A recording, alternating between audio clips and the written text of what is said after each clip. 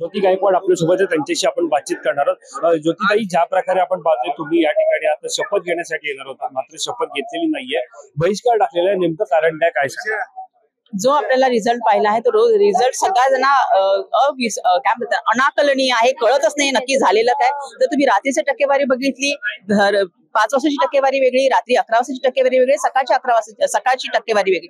हा जो तफावत झालेली आहे टक्केवारीमध्ये आणि वाढलेलं आहे मतदानाचं प्रमाण, 74 लाख मतदान जास्त झालेलं, त्याची शहानिशा व्हायला हवी कुठेतरी आणि त्यासाठीच निश्चित म्हणून आम्ही याचा निर्णय घेतलेला आहे। वर्षाताई सुद्धा आपल्यासोबत आहे, त्यांच्याशी सुद्धा बातचीत करणार आहोत। एकीकडे तुम्ही आता लोकसभेमध्ये आहात, मात्र विधानसभेमध्ये बहिष्कार घातलेला ईव्हीएम वरून असेल, अनेक प्रश्न उपस्थित होत आहे, कसं पाहताय? असं आहे की आम्ही लोकभावना या ठिकाणी देण्याचा प्रयत्न करत आहोत, बोलण्याचा प्रयत्न करत आहोत। हे जे सभागृह आहे इथे लोकांची भावना व्यक्त करणारा सभागृह आहे। जिंकलेल्या आमदारांनी मत असं व्यक्त केले की मार्कनवाडीच्या लोकांना तुम्ही अरेस्ट करताय, तिथल्या जनतेचा तुम्ही आवाज ऐकत नाही, तुम्ही तिथे त्या ठिकाणी जमावबंदी केलेली हे बरोबर नाही आणि त्यामुळे जनतेचा आवाज ऐकला गेला पाहिजे। सभागृह जनतेसाठी आहे आणि त्यामुळे जनतेचा आवाज ऐकला गेला। वेगळा प्रश्न आहे की मार्गदर्शन काही केले का? कारण प्रथमच पाऊल त्यांनी मार्गदर्शन हेच केलेलं आहे की नम्र राहा, जनतेने तुला निवडून दिले तर जनतेच्या प्रती समर्पित राहा आणि मोठ्या प्रमाणामध्ये इथे येऊन काम कर आणि लोकांचे प्रश्न या ठिकाणी इथे खूप सारे हत्यार ज्याचा वापर करून तुम्ही जनभावना सांगू शकता।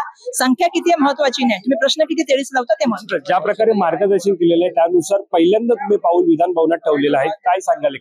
नक्कीच लोकांचे प्रश्न मांडण्यालाच मी इथे आलेले आहे आणि त्यासाठी त्यांनी निवडून दिले आणि ते नक्कीच मांडण्याचा प्रयत्न मी करेन। पहिला प्रश्न तुम्ही धारावीमध्ये पाहायला गेला तर अदानींवरून खूप राजकारण रंगताना पाहायला मिळतंय, त्यामुळे अदानींच्या पासून धारावीकरांना सुटका मिळवण्यासाठी महाविकास आघाडीचा प्रयत्न आहे। कोणता प्रश्न या सगळ्याला पाहून तुम्ही कोणता प्रश्न उपस्थित करता? आमचं एवढंच म्हणणं आहे की आमच्या धारावी परिवाराला धारावीमध्येच घर द्यावा आणि त्यासाठीच आम्ही लढा लढणार आहे। जर तुम्ही बाहेर घर जमिनी करून घेऊन ठेवल्यात आणि तिथे पाठवण्याचा प्रयत्न केला तर आम्ही नक्कीच त्याचा विरोध करणार आहे।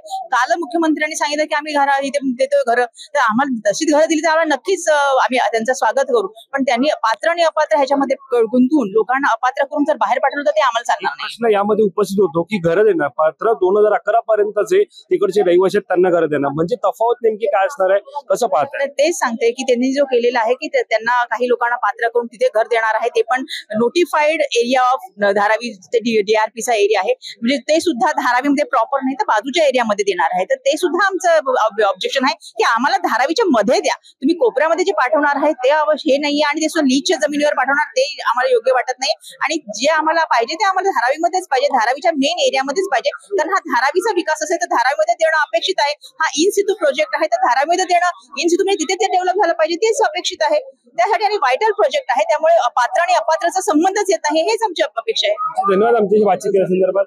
तर या होत्या ज्योती गायकवाड आणि ज्या वर्षा गायकवाड यांच्या बहीण होत्या आणि त्या पहिल्यांदाच विधान भवनामध्ये दाखल झालेल्या आहेत आणि त्यांनी आज शपथ घेतलेली नाहीये, त्यांनी बहिष्कार घातलेला आहे। कॅमेरा पर्सन अवधेश कोरीसह मी वैभव पाटील, मुंबई।